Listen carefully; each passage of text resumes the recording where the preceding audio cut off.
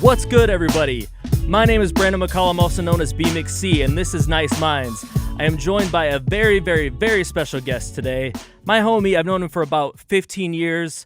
MC, graphic, visual artist, producer, engineer, fucking mastermind extraordinaire, Orikal Uno. What's good, my dude? Hey, what's up, emcee? How you doing today? I am doing great, my friend. I am... It's been a productive year. It's been a crazy year, but it's been productive. How about yourself? Same shit, man. It's been one of the craziest years. It's been both. It's been a destroy and rebuild kind of year. A lot of things have burned to the ground, and a lot of new things have been built and are currently being built. So a lot of loss and a lot of triumph, and it's been like cryptocurrency, right? Like it's been like the fucking highs. I don't know. Can we swear? Oh yeah, fuck shit. Yeah, whatever. So like the highs have been super high and the lows have been super low. It hasn't been like steady like the stocks or any. It's been like crypto, where it's just like when you're up, you're super up, and when you're down, you're fucking in the ground. You know. Yep. So that's been the kind of year that I've been having. Absolutely. Yeah. It's been the same for me, man. I mean, extreme highs and extreme lows, like you said, and like the lows really, really fucking hit when they hit, and the highs have been crazy. Like, I mean, for me personally, like, I mean, just a bunch of personal life stuff has just been kind of in the shitter, but at the same time, like my freelance career is just took off. Like, I mean, that's like it's crazy, man. I mean, I find myself like I'm editing my own podcast. I'm editing other people's podcasts. I got, you know, like other things in the work. So it's just been crazy. That's a lot of work, bro. That's a lot of work. I mean, one podcast is like enough work for a team. So the fact that you're doing all of this extra stuff is just like, woo, like that's work, man. Yeah, it's been a grind, man. I've been yeah, because I work 6 days a week too, at a group home. But luckily, I work at a group home, so there's a lot of downtime, so I can do all this shit at work. That's what's up, man. So hell yeah, man. So yeah, how I know you, like I said, like I've known you for like 15 years. We go way back in the hip hop scene, and I was actually trying to think of where. I think we might have discussed this on your podcast, Organized Grind. Yes, Shout sir. out to your podcast. Hey. But I forgot where exactly we met. Do you remember? I think the very first time we met was at a place called the Lone Tree Annex, and you were doing a show. It was ESID and Impulse's group. They had a group. They performed, you performed, I performed, and then I think maybe Capacity was at that show, maybe too. Yeah. But that was the first time that we ever really kicked it or linked. I think maybe at one of the venues back in like 2003 or 4 as well is when we first kind of bumped into each other. You were like 15 at the time, I think I met you. Because I remember everybody kind of saying like you were like this whiz kid because you kind of came out of nowhere and like everybody just thought you were super dope like right off the bat, but you were like hella young. Yeah. Doing all these shows with, you know, I mean, I'm only like 4 years older than you, so I was like 19 at the time, but I just remember everybody was just kind of blown away, like you came out of nowhere and you were just like already like really dope. I got paid for my very first show to rap when I was 13. I still have the check somewhere, and I got paid like $75 to show up and rap. And then the next show that I did was with Illuminous 3, Big Quarters, and Estimulos. And that was only my second show that I've done, but everybody in the scene was at that show. And then that's what kind of kicked me in the door. I still have that show on tape somewhere. And I was very stiff. I looked like I didn't know what the fuck I was doing up on stage. I wasn't moving. I was just in one place, just rapping and just kind of into myself. But the raps were on point, luckily. And luckily people heard that at least and gave me a shot. Shout out to, excuse my stutter too, Toki Wright. He was one of the first ones to really start booking me on shows when I was like 14. Shout out to him. That's crazy. So yeah, when did you start rapping? Like, how did you get your start? Because are you like born and raised St. Paul? Yep, I am from the west side of St. Paul, born and raised. I got started rapping. So, I mean, my mom since I was born, has always been into all music. So like I was raised on funk music, classic rock music, hip hop music. I'm talking like a mix between like Too Short, Snoop Dogg, and then like Zeppelin and like The Doors, and then like the Gap Band. You Yep. know, and like so that was my upbringing, and you just absorb it like a sponge, you know. Yep. And especially when you're like around the people and parties or whatever that's going on and you're just young. Yep. But when I started rapping, I actually got into graffiti first. I got into painting and sketching and hanging out with the graffiti kids, and the graffiti was super linked into the underground hip hop scene here. And then that's when my graffiti friends were like, yo, you should check out these Rhyme Sayers cats. You should check out these guys. Check out these guys. And to be honest, it was when I really realized that I could maybe have a shot at this was when I heard this idea freestyle on some tape. And I can't tell you what the freestyle was. It wasn't none of the big famous ones or whatever. But I was like, what is this? And dude was like, oh, he's from St. Paul. I was like, what? You know what I'm saying? I'm like, he's this dope. And so from there on out, I had always been into hip hop, and I had always been rapping along to songs, you know. And we were painting one night. I remember this, and I was just busting just freestyles just for fun. And they were like, you're actually kind of good at that. Like, have you ever like wrote something? And I was like, nah. Like, they're like, try it. And I tried it and got hooked and never put the pen down since. And now over half of my life later, here we are still fucking rapping and doing graffiti and making beats. And hip hop is like, it's my bloodstream. It's the closest thing that I have to like religion is hip hop. So I'm very heavy in the culture for sure. That's what's up, man. Yeah, I realized actually that this year, this year and last year has been like, it's been half my life as well.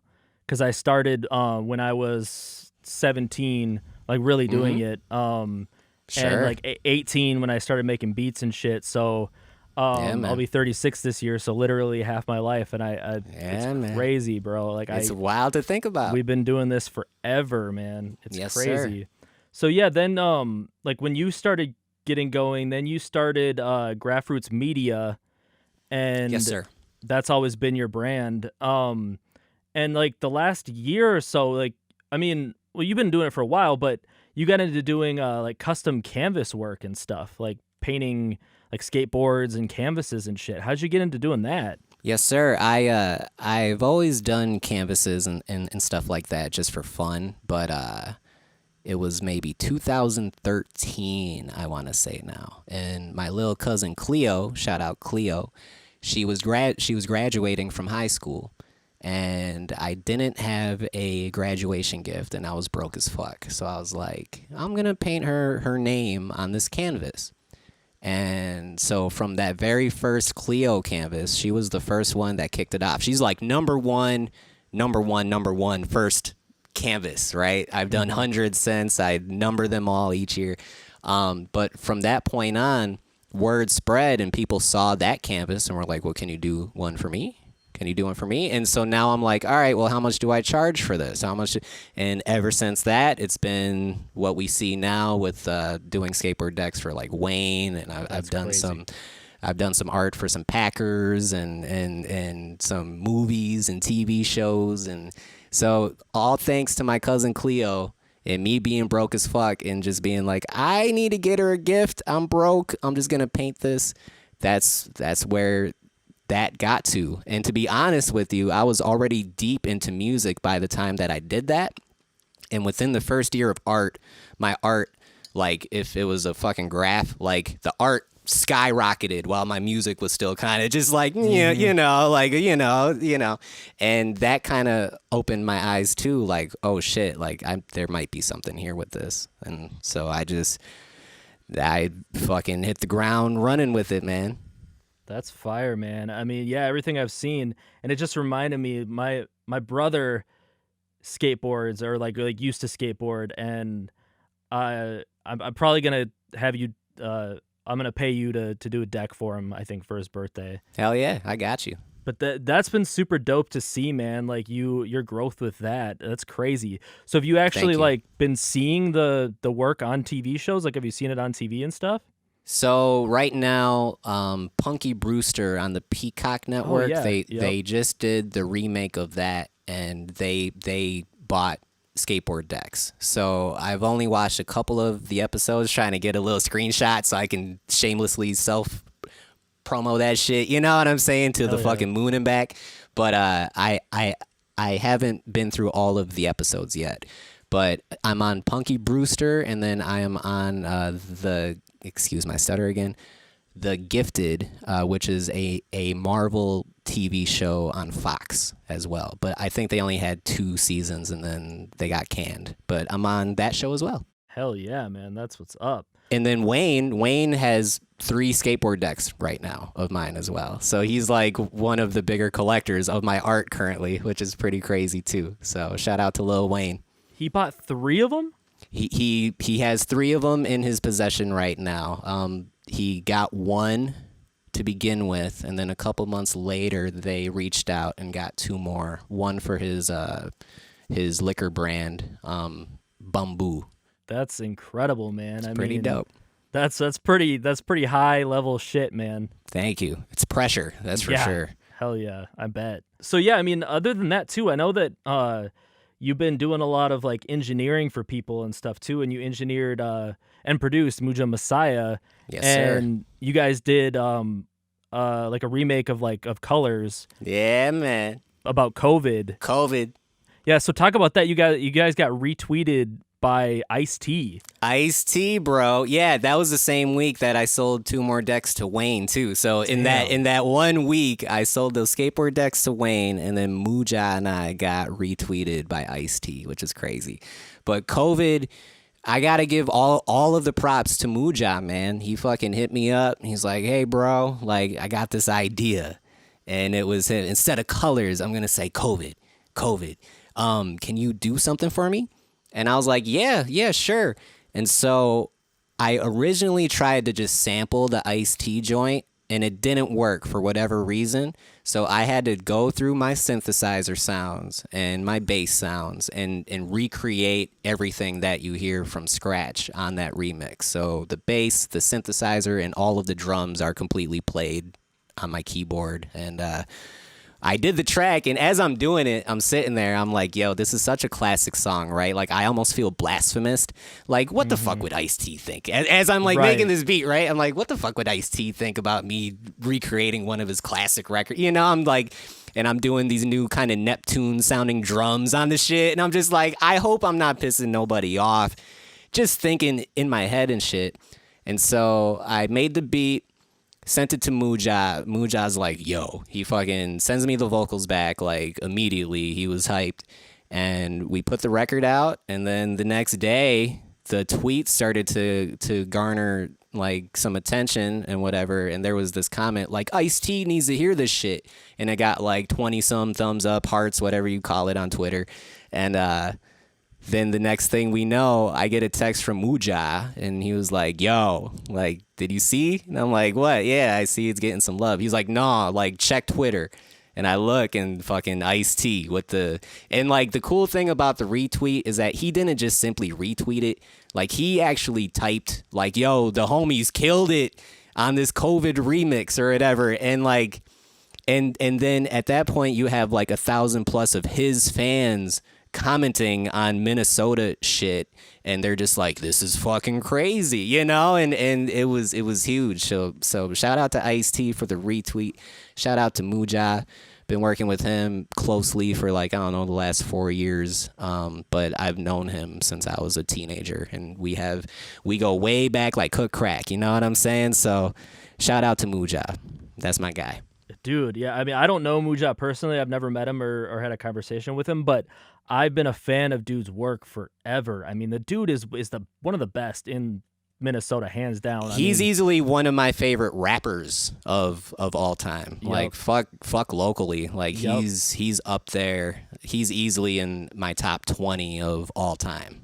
I went through his whole discography recently. Because I mean, I bumped like his track like Get Fresh back in the day, and like some of his other stuff. Get Fresh is one of my favorites he's ever done. I love that fucking track. But then I recently visited his whole discography, and man, like he just has a fucking archive of just dope quality shit, and he consistently too. Like, I mean, he's just been consistently putting out like hotness forever. I don't want to give out too many of the secrets behind what makes him great, but I will tell you that he'll do the same song 7 times over. I bet. And so every album that you hear or body of work, all of those songs have maybe 7 different versions building up to the final thing that you've heard. And that is one of the things that makes him fucking great. That, and he is fucking laser point precision with his bars, meaning that he doesn't just write a bar and like, well, that's kind of cool. I'm going to keep on, I'm going to keep it going. Nah, like every fucking thing about that one bar has to be perfect before we're moving on to the next bar, even when it comes to his writing and shit. You know what I'm saying? So, I'm very thankful to even have the privilege to be around him and soak up the jewels that he gives just by being around that dude. Because like I said, he's easily one of the best. His son's dope too. What's his son's name again? Nazim, yeah. Yeah, he's fire too. Like his group, what is it? Blood Smoke Majority? Blood Smoke Body. Somebody's blood something majority that I was that's mixed blood majority or something. I think that's Kill the Vultures and all them, or Nomi and the Odd Jobs and all them. Yeah, absolutely. But yeah, his son is super fire too, man. Nazim's fucking sick. There's one song on God Kissed It, the Devil Missed It with Mujah and Nazim together, Children of the Corn. I think I've heard it. That song is like, it's dope because Mujah kicks it off and then Nazim comes in, snaps, and then that third verse, you can almost hear it in Mujah's flow and like delivery, like, yo, like my son just kind of killed me right there. I got to jump back in and get this third verse. Like that song is something special. You know what I'm saying? Shout out to both them, man. Shout out to Spencer as well, man. For real, man. So, let's talk about 2020 and 2021.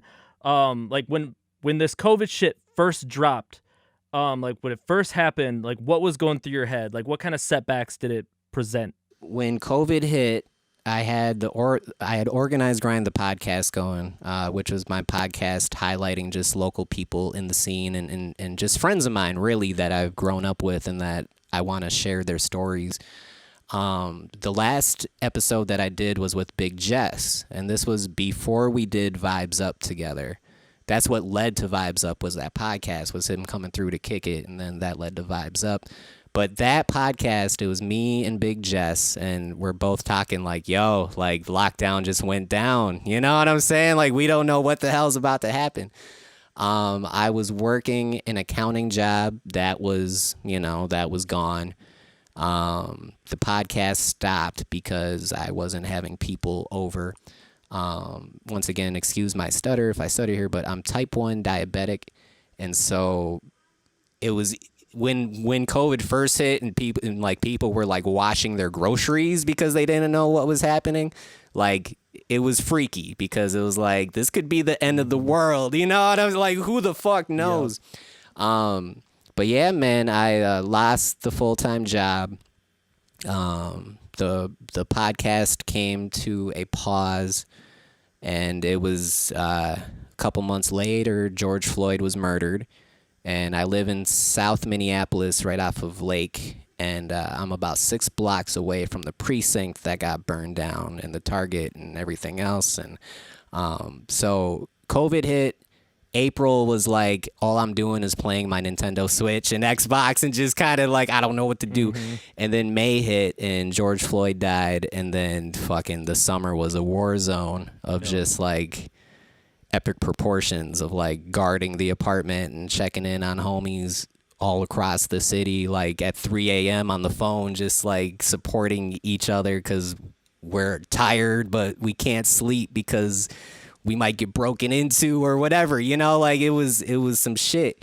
So it was very extreme. I'm not sure if that answered the question, and I'm kind of a wordy dude, but it was extreme and it definitely affected me. But luckily, because of my condition, I got the COVID test maybe like 6 or 7 times, and I haven't gotten it yet. So I'm thankful. Whatever I'm doing seems to be working.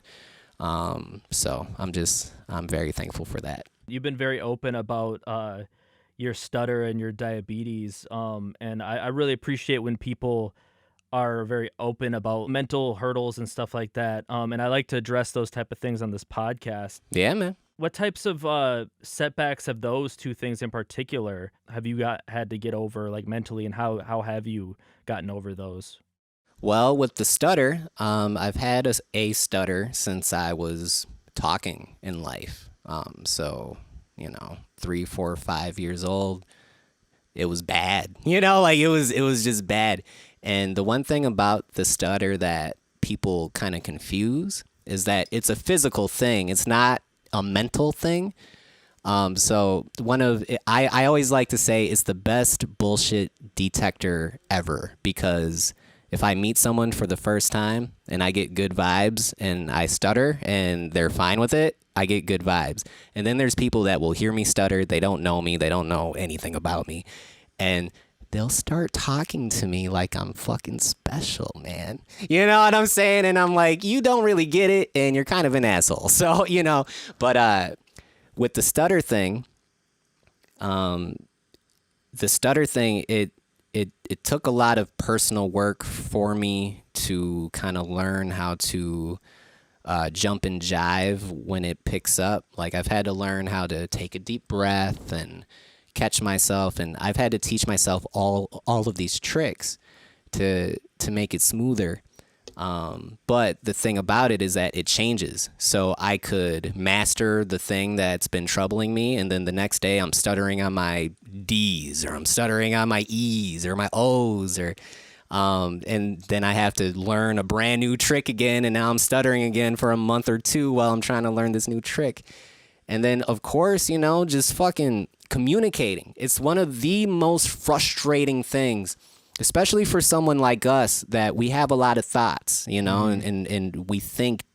And the fact that half of the time, especially if I don't know you, if I'm comfortable with you, the stutter doesn't really exist. But if I'm just starting to know you, or if I'm meeting you for the first time, or if the situation is just kind of awkward, or if I'm out my comfort zone or whatever, it sucks, because you want to make that good first impression with people, and then it's like out the fucking window.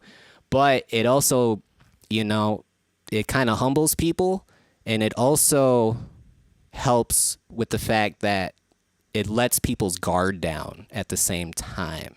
So like some of the toughest street motherfuckers that I know are super friendly and nice, and it kind of lets them know, like, oh, I don't got to try to be so hard right now. Like, this dude's stuttering and he's fine with it. So, I could just be myself too. And It's funny too, because if I'm around people, they'll be like, oh damn, now I'm starting to stutter too. It's starting to like, it's like contagious and shit, and it just becomes fun.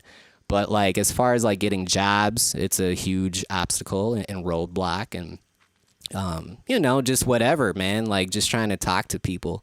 But as you can see, in my years, I've been able to learn how to work with it, and it's not as noticeable now. And for the most part, I hear that people say like, oh, well, if you wouldn't have told me that you stutter, I wouldn't have known. So that's good for me, but I still hear it. And I'll say one more thing too. Drive-throughs are like a fucking nightmare. Like, I can't get a drive-through right to save my life. And like, there's certain places that like my mom will be like, hey, can you stop here? I want this kind of burger. And I gotta say like, no onions, or no, when you gotta go into that, I stutter my ass off. And like, I'll be just hardcore stutter, and they're like, what? Like, what are you saying? But I've learned too that when I catch myself stuttering, I just kind of smile it off, take a breath, and then I'm like, this is what I meant to say. And then it's over. The moment is over. No one cares. I mean, that's one of the big things. No one fucking cares at the end of the day, right. You know, and it's such a minor thing that it's like, yeah, I stuttered right now, but I'm going to keep it moving. Was that the only thing you asked me about, or did you ask me about the diabetes too? Well, we'll get into that too, but okay. My younger brother, actually, he's a little bit older than you, but he had a really bad stutter growing up. Sure. And that started from like the time he could talk until I think in elementary school he took some sort of speech therapy, and he's gotten over that. But sometimes, I mean, he has to use his old tools, and he still will do that as well. And I've seen him have to kind of process things in his head too, even as an adult.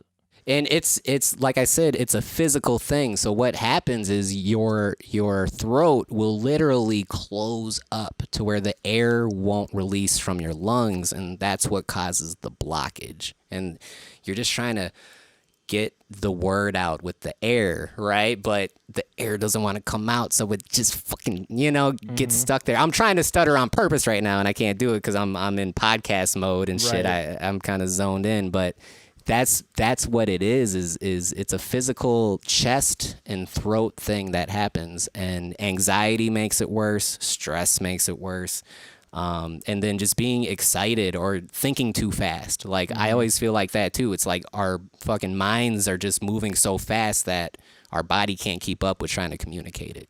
I don't really have a stutter, but I definitely have some sort of mental thing when I communicate, so that's why this podcast has actually really helped me to kind of get over that, and, to put my words together. Because sometimes I get so, like you said, like I got a million thoughts in my head all the time.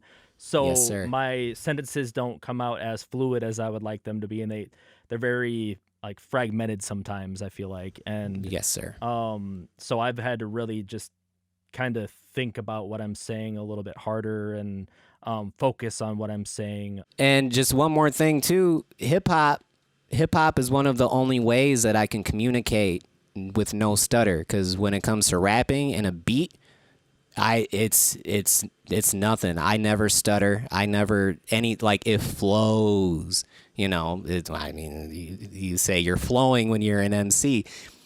So that's one of the things I feel like kept me really going with the songwriting, is the fact that I can write what I want to fucking say and then deliver it. And then if I want to, I can go on stage and do it and say what I want to say and have no problems, So shout out to hip hop again, man. It's the love of my life right there, Shout out to hip hop.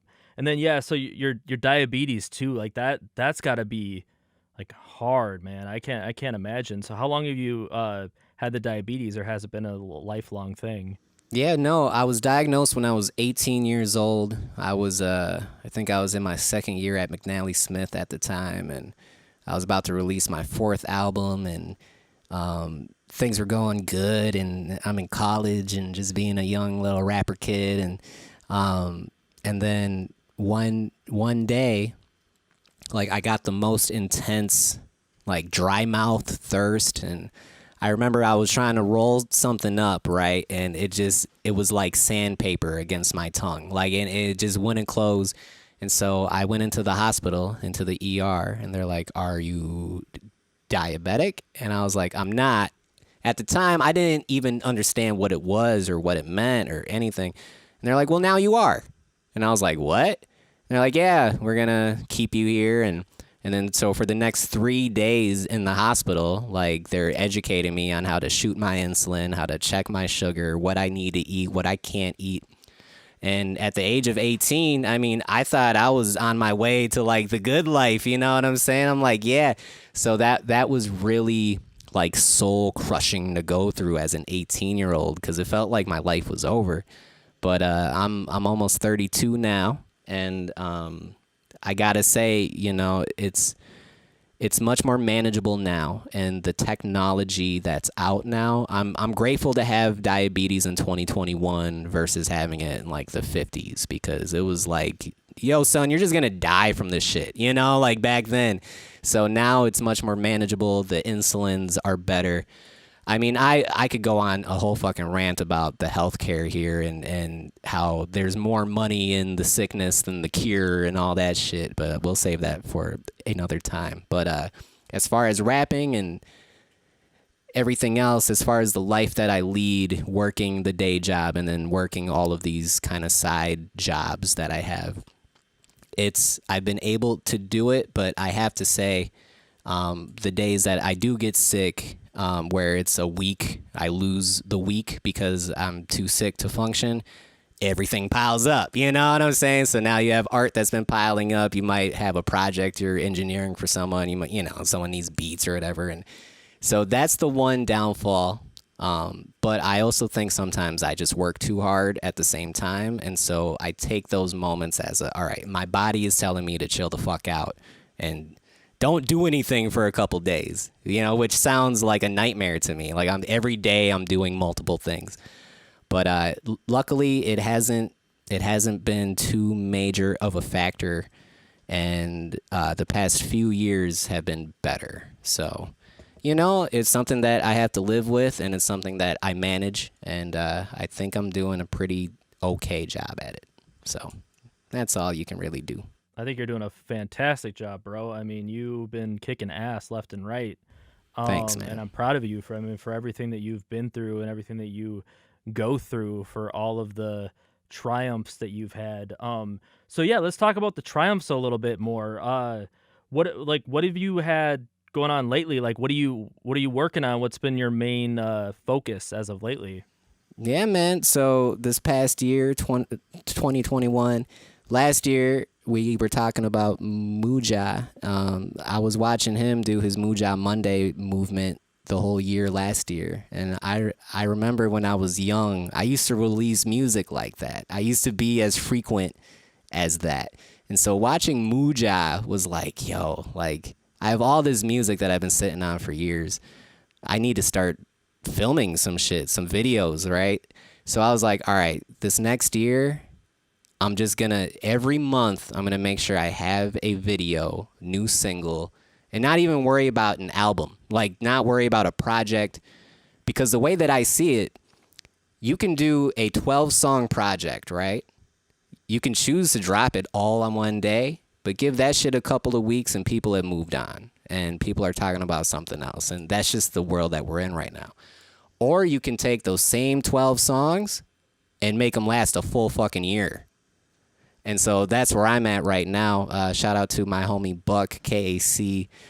He used to be a co-host on RSE Radio with Sadiq back then. He's been making beats. He's made all of the beats for the videos that I put out this year. So the latest one was Nasty. He did Long Way, Babylon, and Swivel. And so this year it's been music videos and getting really good at editing and filming these music videos that I've been doing. So that's been the main focus, and it seems to be doing something because people are talking about it, So it's like, all right, like apparently something good is coming out of this plan, But I would say that's the main focus right now, and then I'm doing more streaming. I'm streaming custom sketches and stickers, and whenever I get an art sale or a skateboard, I go on and stream on Twitch and YouTube and Facebook as well. So those are like the two main things that I'm focused on this year.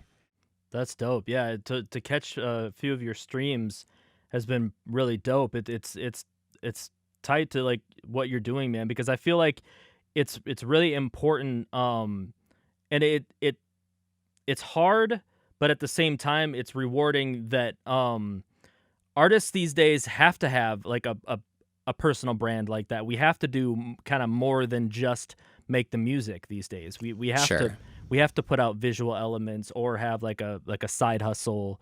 And it's all part of the Orikal brand, in my opinion. And I feel like you've really blossomed in that aspect. Once the art started to become serious and I started to make some money off of the art and stuff like that, it became a never-ending battle between the music life and the art life.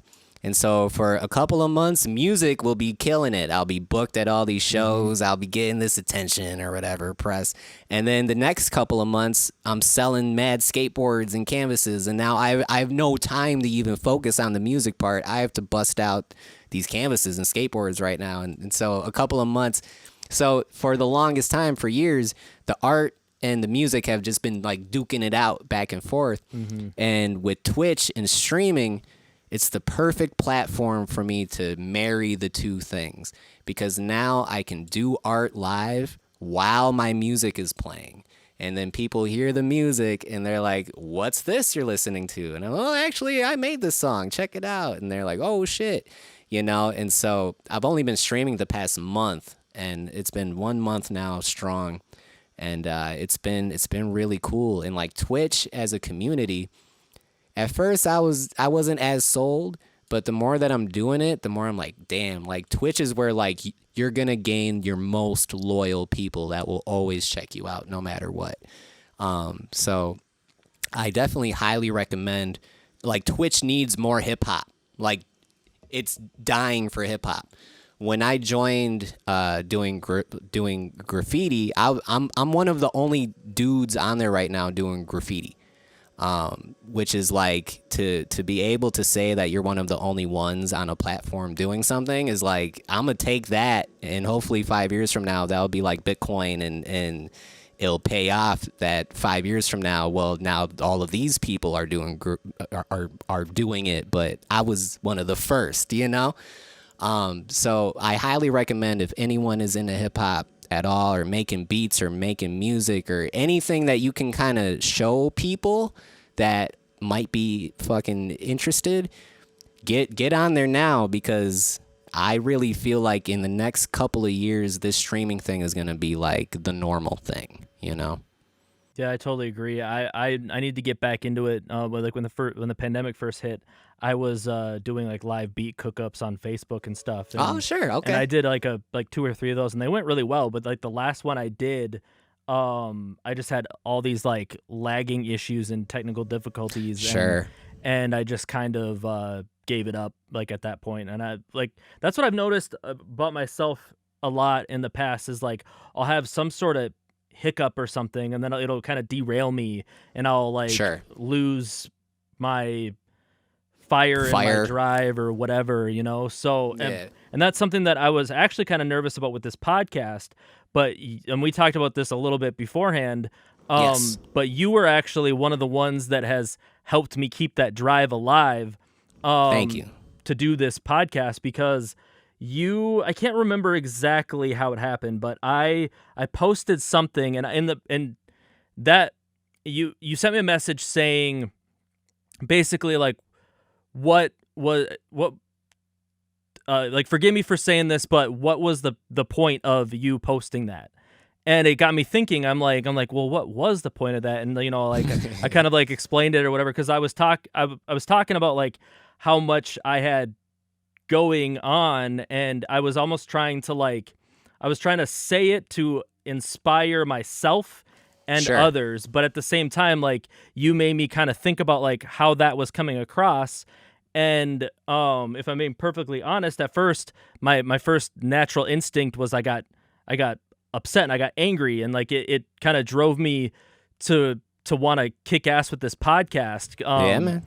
Because you're also like, oh, I want to see, you know, how your podcast progresses before I commit to it. So these are two separate incidents that you're talking about, right? Because you're talking about the post that you did, and I was like, hey man, like, what you doing? And then I think after that is when you sent me a message like, hey, do you want to be on the podcast? And it was just starting.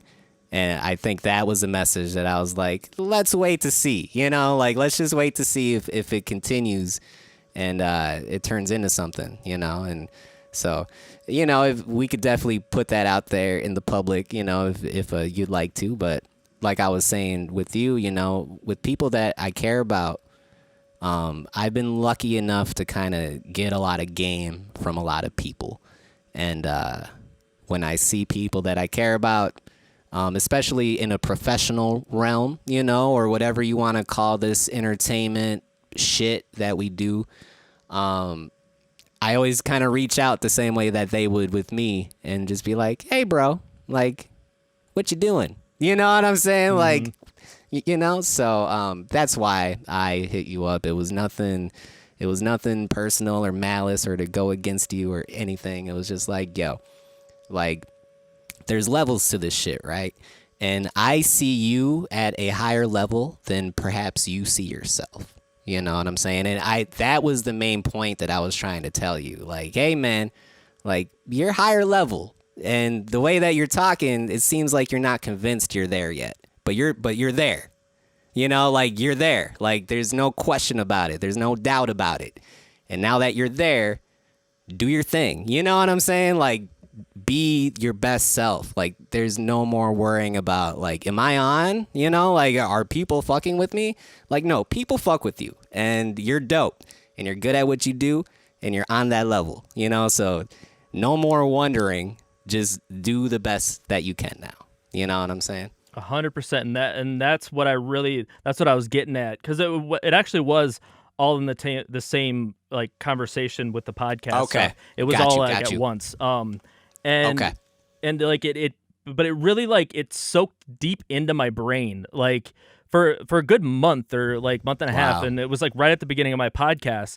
So at first, like, like I said, like, it was just kind of like this, like I'm gonna show him, you know, type thing. Yeah, but then I, like, the more I thought about it, I was like, yo, Oracle's always been my boy, and he's looking out for me, and this really did light a fire under my ass. That's and dope, it man. Really got me to think about, like, things on a like a whole new level, because, like you said, like, I didn't realize that I was there yet, like, and I've never felt there yet. Like, I've never felt that way. Like, I've always kind of had this, like, I need to prove myself thing. Right. And which is natural. That's very natural. Right. And you know, there's like indicators and stuff like that kind of help you get to it, and without those words coming from people or whatever, you can be at that level for years and still think you're not, you know, because you just have no way of knowing, especially like around here. I always compare this shit to, it's dope dealers trying to sell dope to other dope dealers here. Like, we're all selling our own dope. You know what I'm saying? And so to try to sell our dope to other people also trying to sell their dope, it's, you know, you got to go to the customer and not worry about what the fuck the other dope dealers think about you. Like, they're trying to sell their own shit. Yep. And that's what this local scene is, especially at the moment, is it's a lot of dope dealers trying to sell their dope to other dope dealers and not focusing on the customer. Yep. You know, go get your customers. Yep. You know, go get your people, because don't worry about what dude down the block is selling for or what he's selling. Just focus on what you're doing, man, because chances are you probably have better dope. Yeah, and I actually really, really appreciate that exchange, man, because it really made me appreciate the honesty and the fact that, like, you felt, you know, like, we're homies enough that you know, felt comfortable enough to reach out to me and say that shit. Like, that, yes, sir. like, in the long run, like, that really means a lot to me, man. And, like, I really owe a lot to that conversation, to really, like, thank you, man. Like, set the drive for this year. And this year, you've been killing it, dog. Thanks, man. This has been like your best year yet. Yeah, for sure. Hell yeah. I'm not even gonna deny that, because I finally, like you said, like, I finally realized my place. Yes, and accepted that shit. Like, hey, I'm dope. I'm great. Yep. Let's go. And I think another part of this scene too, or just in general, I feel like people don't allow other people the chance to express, like, how dope they are. You know, because they think, like, confidence sometimes comes off as like, oh, I'm better than you, or like, oh, I'm like, you know. So I think I've always had this, like, I put other people on a higher level than myself, and I never think that I'm kind of on that same wavelength. Even though, like, when I really had thought about it, I was like, fuck, I've been doing this shit half my life. You know, yeah, dude. like, yeah, I've had setbacks. It's worth something. Yeah, I've had failures, but it's worth something. Hell yeah. The network that I've built, the projects that I've put out, the shows that I've booked. I mean, I could go on and on. It's like, you know, why downplay what I've done, you know, when I have done all these things. And like me talking to, you know, I at this point, this will be my 25th episode that I put out. Okay. I've talked to 25 different people along those lines, and it's always been the same shit. Like it's kind of reaffirmed, you know, what you said. Like you're already on, bro. Like act like it. Like that's basically exactly what you said. When you start acting like it, all of the dumb shit fades away. Like all of the dumb shit to worry about is gone. Yep.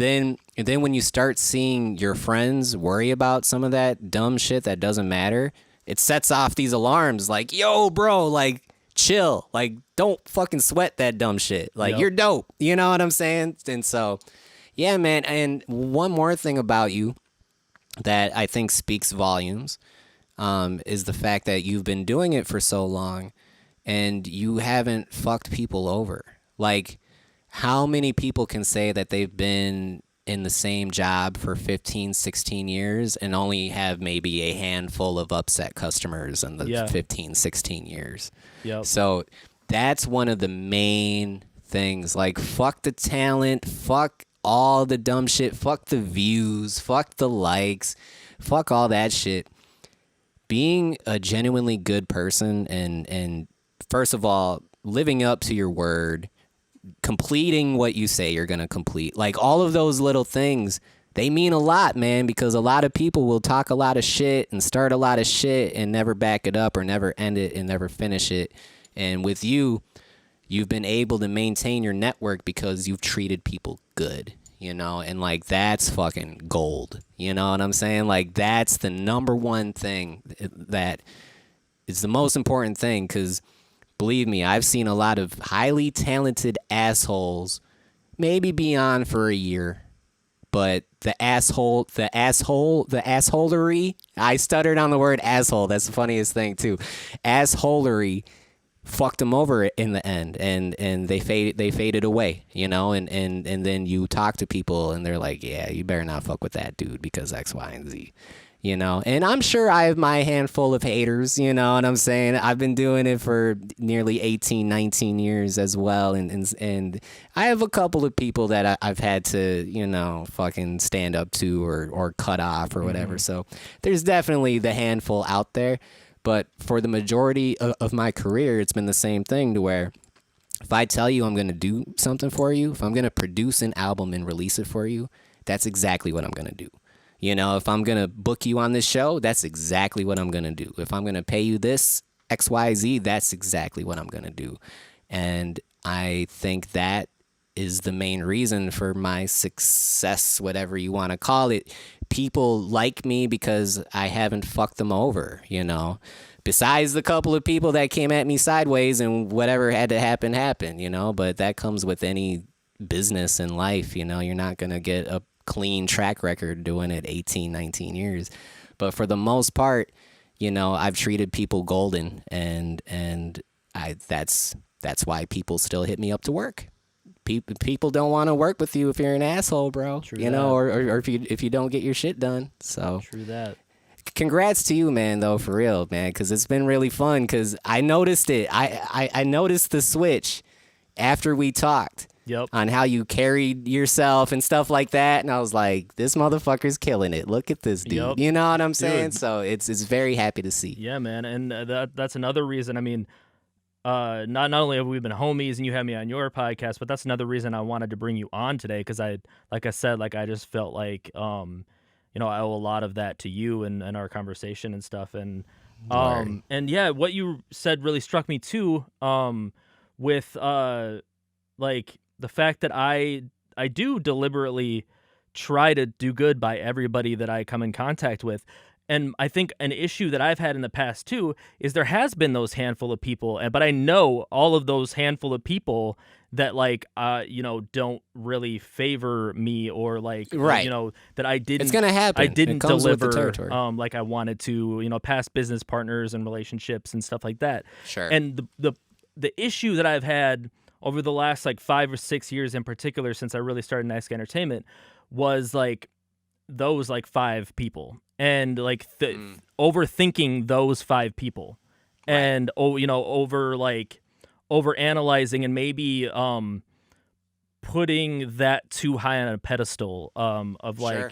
of like, oh, I didn't deliver on these certain things, so like, so that kind of tarnished my own self-worth a little bit as well.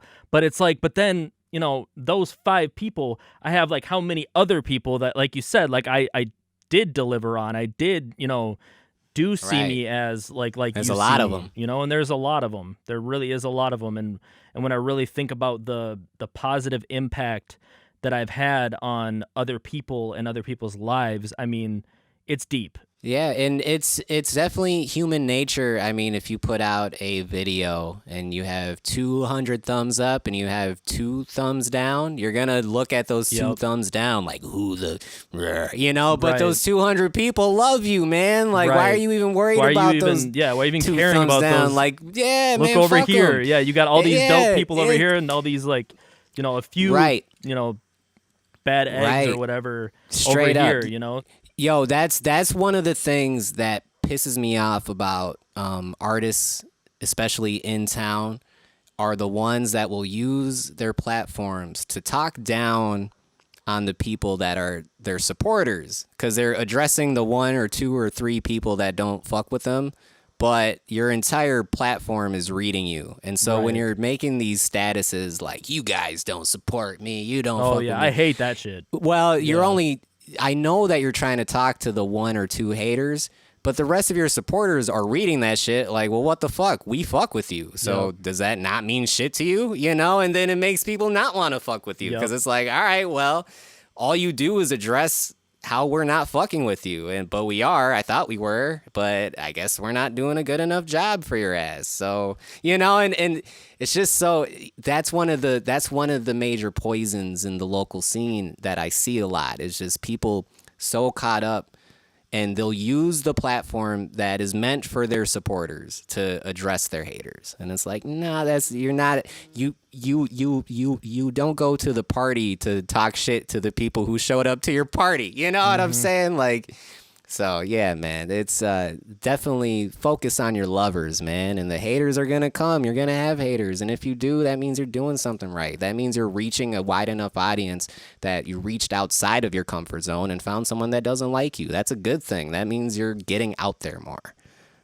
So. Yeah, I could go on forever about that shit. Yeah, dude, I appreciate it, man. I want to go on forever about that stuff, because I feel like it's something that a lot of people need to hear, and a lot of people need to know. Because yeah, man, I mean, we really do need to focus on the people that fuck with us, and we need to continue to provide value to those people, because those people are the ones that buy our stuff, buy our or like view our stuff, like get us those views, or buy our products, or whatever we want that we're trying to do with our careers. Those are the people that help that feed that. So it's like, why aren't we focusing on those people, the the positive likes, Right. why are we worried about those 5 people? And I think it's just something people need to hear over and over again until it'll finally stick. I think people need to just work on themselves, work on their confidence, work on their music, and patience, and be patient with themselves, and that that'll speak volumes over time if you just keep doing it. Yes, sir. I mean, it's like growing a farm, and you have your crops that are growing. It's like turning away from those crops to stop watering the crops, to yell at the dirt where shit's not growing yet. You know what I'm saying? It's like no, like you got like corn and tomatoes and watermelons and shit growing here, and you're turning around and yelling at the dirt that's not growing nothing. It's like that's what it's like half the time when I read these things. And I'm just like, come on, man. And I mean, I reached out to you the one time. I don't reach out to people, so I'll just read this shit and just like SMH, like shake my head and keep scrolling, but if I ever catch my homies acting like that, then that's when I'm like, hey, bro. Yeah, for real. You're better than this. You're better than this. Yep. Believe me. And, I appreciate that, man. And it's only like, there's only probably a handful of people in my life that do that for me. And my girlfriend's one of those people. She always tells me like it is. She never bullshits. She never sugarcoats it. And sometimes it's hard for me. And sometimes I get, defensive or whatever. But like, that's when you got a true homie and a true person in your corner, when they like, say like, I love you, bro, but like, you work on this, bro, like, and point that stuff out, but do it from a loving, kind place. And I really thank you for that, man. Like, I appreciate that, bro, because it's, it's like I said, like, it's really helped me. Yeah, well, I'm like I said, I'm just happy you didn't just block my ass and be like, fuck this dude, I'm out. So thank you for listening. Yeah. No, I mean, thank you, bro, because that, like I said, like it did a lot for me. I could tell, man. You're looking good, man. You're looking real good. Thanks, man. I've been fighting the demons still. I've been trying to focus on the right things. But I'm finally I know my self-worth, and I owe a lot of that to people like you and the people that are listening right now and supporting. Your network is great, man. You have a ton of really great friends. Thank you. Yeah. I see it all of the time, man. You are surrounded by love. I agree. For sure. I really agree. And yeah, man, I love the people that love me, man, because it's been nothing but love and support, especially like over the last year or so, and it's just been growing, and the network's been growing, and hell yeah. And man, like I can't wait to see like where you go too. Like your like I said, your growth has been crazy dope. So yeah, man. What are your goals for the next year? A lot of music coming out this year. The videos are gonna continue to come out monthly, regardless of what's happening in the world. The next one that I'm doing, I'm really excited about it. It's a self-produced joint, and I'm actually like looking into stepping up the video is all I'm gonna say about it at the moment. But I'm excited about it. But that's the main plan for the entire year. Buck KAC and I, we're gonna put out our EP, which is what all of these singles are for. And so the plan for that is to have all of the videos go with the EP. And so there's a video for each song and everything. Thinking about doing like a DVD, maybe. We'll see. But then here comes the stutter again. Shout out to Nicodemus. We have a summer project pretty much wrapped up, 6 songs. So when the summer starts to hit and when it starts to get hot outside is when you're going to start to see our music together, released in the same fashion, the videos each month, singles here and there.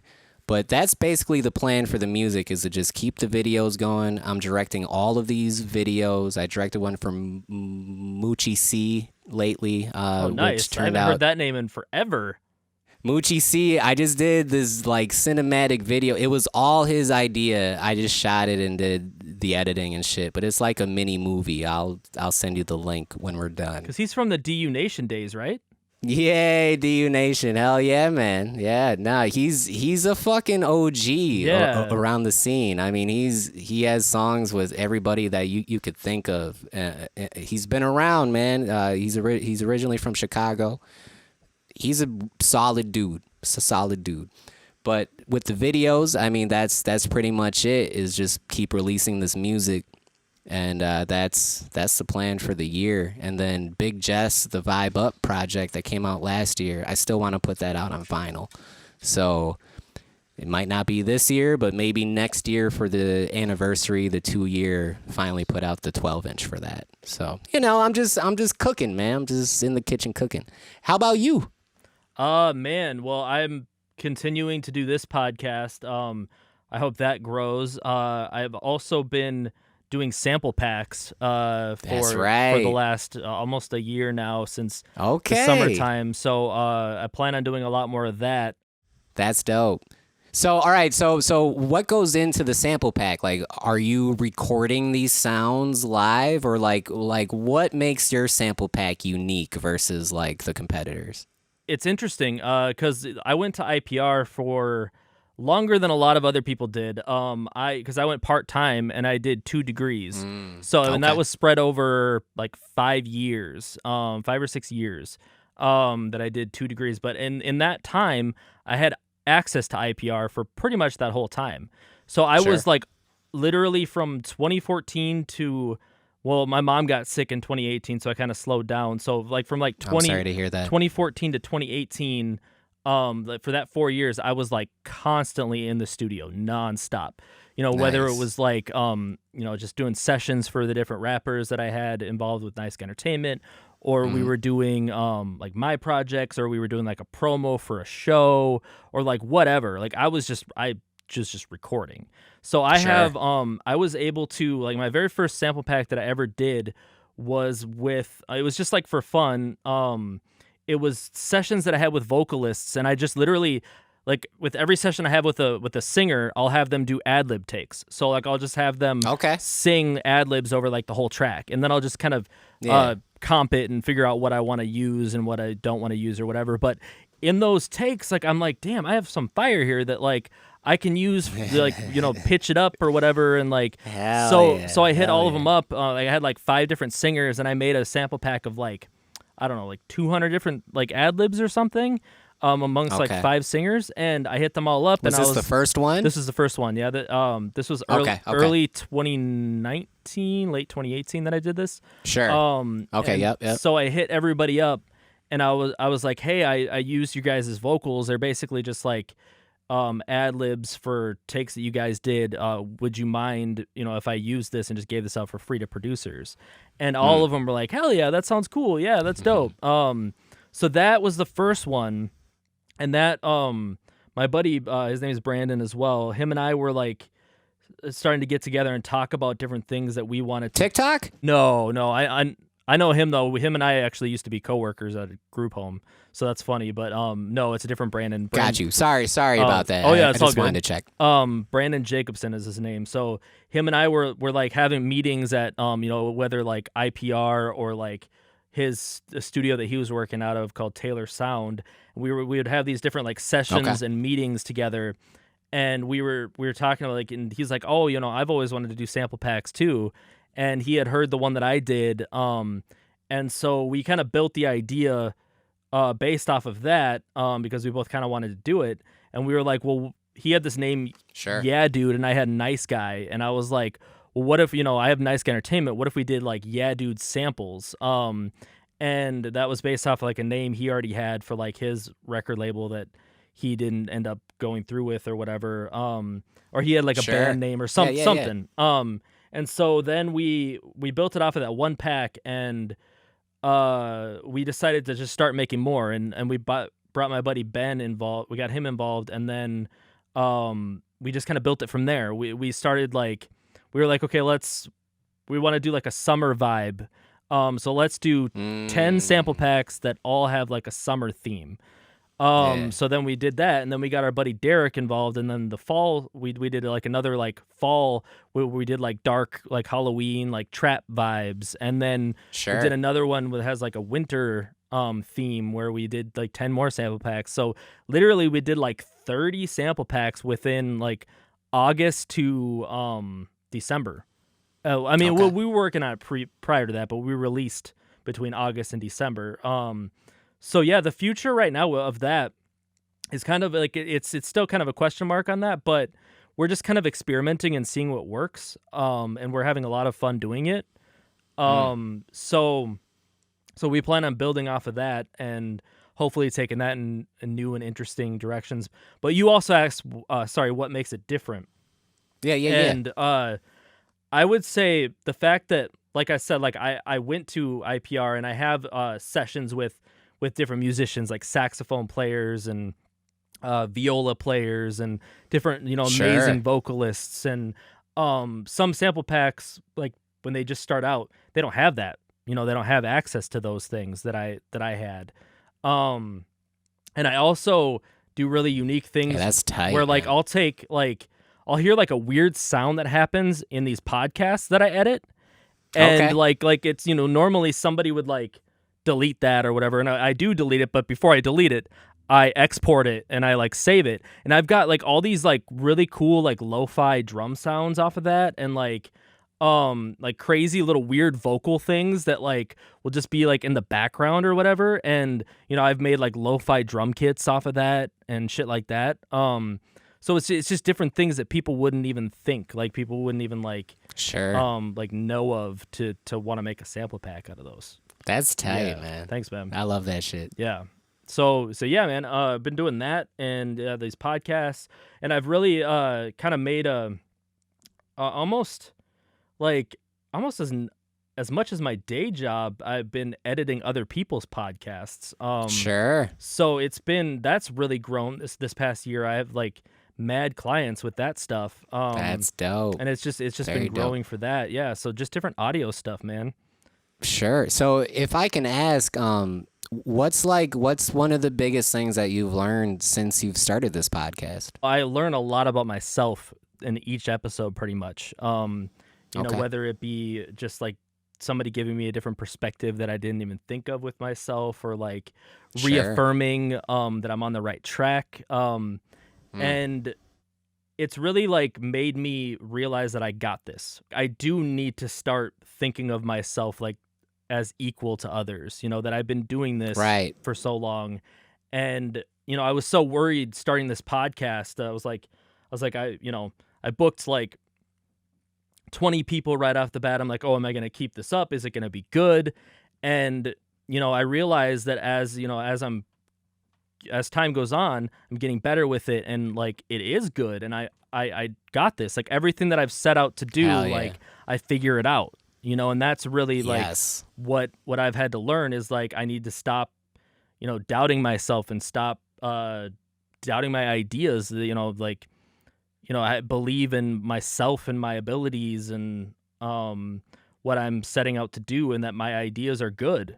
You know, that's dope, man. That makes me so happy to hear, man. Thanks, man. For real. And like I was saying too, like it shows. Like you can really tell, like the emcee from last year compared to this year is like a totally different, new kind of shine to you. You know what I'm saying? So keep it up, man, because you're fucking killing it. Thanks, man. You as well, man. I really appreciate you and like what you've been through and like what you continue to accomplish and your growth and like everything that you've had to overcome. Like you've grown a lot too, man. You got a new Orikal shine as well, man. Thank you, man. Yeah, I mean, you know, it's funny. I've been doing the same thing forever, and so nothing really feels different, but there's certain things that are definitely new that are like, okay, you know, it's almost the funny thing about the whole shit. So Buck KAC, who's the producer of these singles that I've been putting out this year, he's old. He's older than I am. Let's just say that. He has me beat by however many years. I'm not gonna put his business out there, but he's an older cat. And when we first started to work, we just had the talk of like, I had just gone through the realization of like, you know what, maybe with this music thing, you know, it's not where I thought I would be at this age and all of this stuff. And I kind of had to do an inner conflict resolution of like, why do I do this? And then I ultimately landed on because I fucking love it, because it's my therapy, because there's nothing better than writing that perfect bar or recording the perfect take and hearing it back for an hour, just listening to your take back before you do your ad libs or whatever, you know, like it's those little moments. And I realize I do this because I love it. So anything else is just a bonus at this point. And Buck was at the same point where he's like, I've been making these beats my entire life. And like I was saying, he was co-host of RSC Radio with Sadiq. So like he's been surrounded by very top tier people for a very long time since he came to the Twin Cities from New York. He's originally from New York. And so we had this talk of like, man, fuck it. You know what I'm saying? Like, fuck the dumb shit. We just love hip hop, and that's where we're at. So you want to make some music? I was like, yeah. He actually, the way that I met Buck was through Mujah.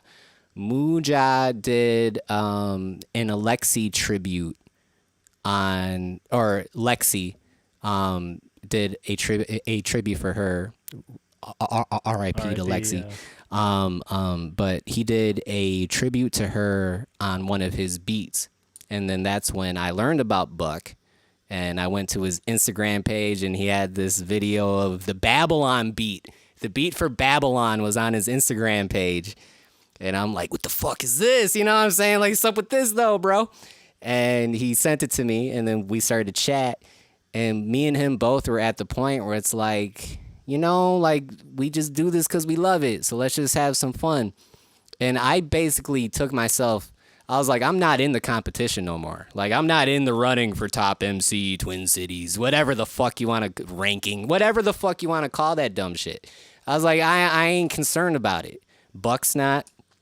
And we do these songs, and then we get all this fucking love. We get the Atmosphere retweet. We get the, you know what I'm saying? And now there's eyes on this shit.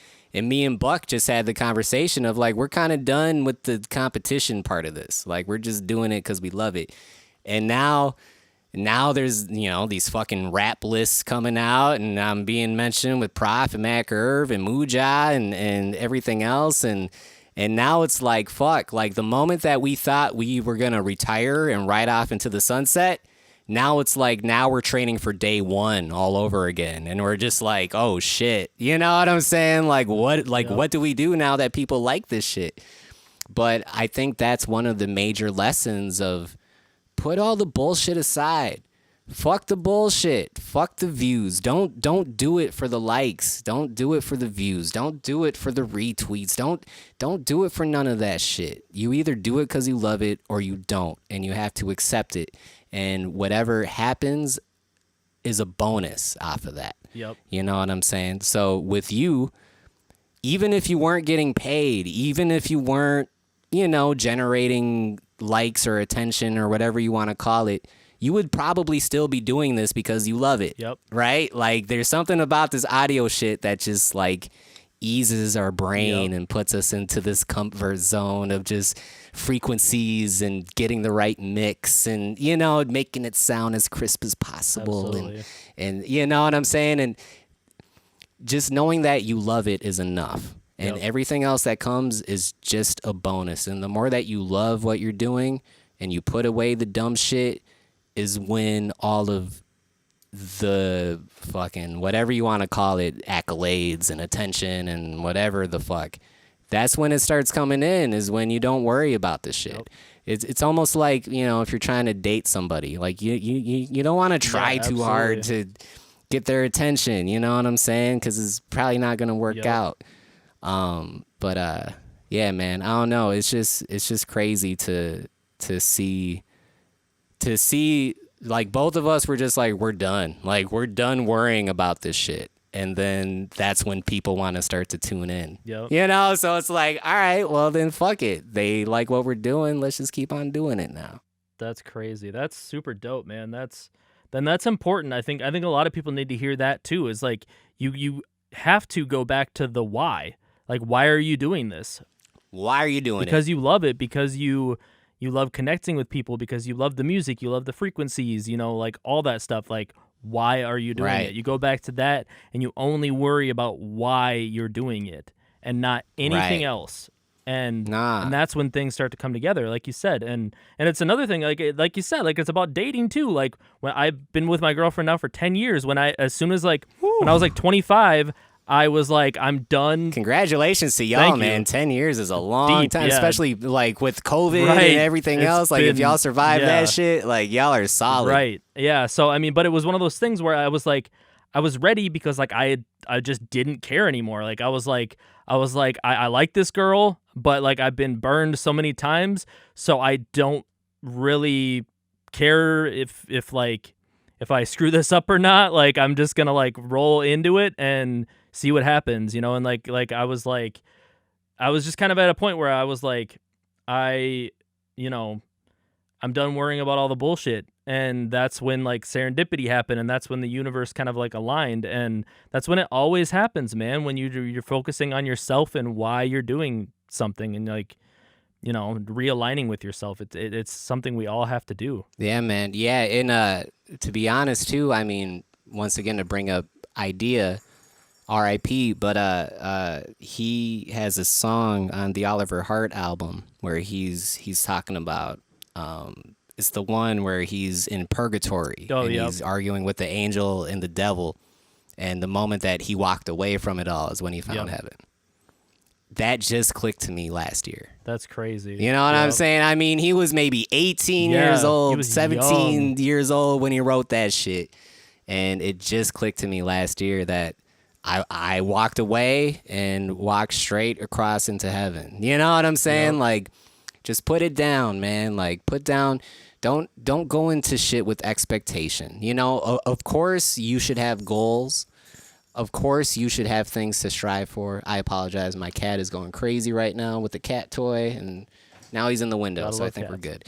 But you know, you just wanna just focus on just like you were saying, why you do it, and none of the other shit matters. And if it's meant to be, it's gonna be meant to be. But of course, have goals, have things to strive for. But your goals should always be changing. What you're striving for should always be fluid. You shouldn't. Once you achieve a goal, the most important thing is to set a new goal, you know, and not just be happy with the fact that, oh, well, I got this goal, so I'm good, and now I'm not going to try. Like, nah, like, have goals, but don't have expectations. Like, just treat it as a bonus, you know, like, hey, it's a bonus right now. Yep. And focus on your loved ones. Focus on, I don't give a fuck if you only have 2 thumbs up. You better treat those 2 thumbs up like they're the biggest VIPs on the fucking planet, because they're spending their time and energy interacting with whatever the hell you're offering or doing. And that's, people don't have to. There's a billion options now. We're no longer in the cable TV era. You know, like we can do whatever the hell we want to at this point. You are competing against the entire internet with your shit. So if you only have 2 people fucking with you, treat those 2 people like gold, and I promise you they're going to let people know, like, hey, this guy's real. Yep. You know what I'm saying? Absolutely. Anyway, more rants and rambles, man. I could go on and on and on about this shit. Yeah, dude.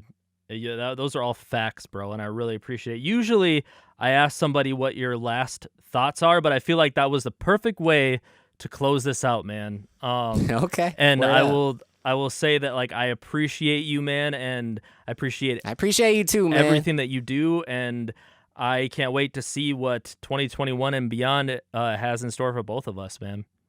Hell yeah, man. Yeah, and thank you again for coming on the Organized Grind podcast when that was popping. Make sure you check out the emcee episode. It's out on all the platforms still. I haven't canceled my podcast subscription yet because I'm kind of planning on bringing it back at some point. But yeah, man, shout out to you. Just to throw in some plugs, you could check out, I do custom sticker Wednesdays of the graffiti. Sometimes I do free ones. You can catch it on twitch.tv/Orikal Uno or at youtube.com/Graff Roots. That's spelled with 2 F's as in funky and fly. So GraffRoots. That's also where you can see all of the videos that we're putting out. We just put out a music video called Nasty, produced by Buck KC. Orikal Uno on all of the Spotify, DSPs, Apple, Tidal, anything. Go ahead and type it in the Googles if you want to learn more about me. But yeah, that's ORIKALUNO. So yeah, man. That's all I got, man. Absolutely, man. Well, thank you again, man. I appreciate you, and I'll talk to you soon. Thank you, bro. All right, man. Peace.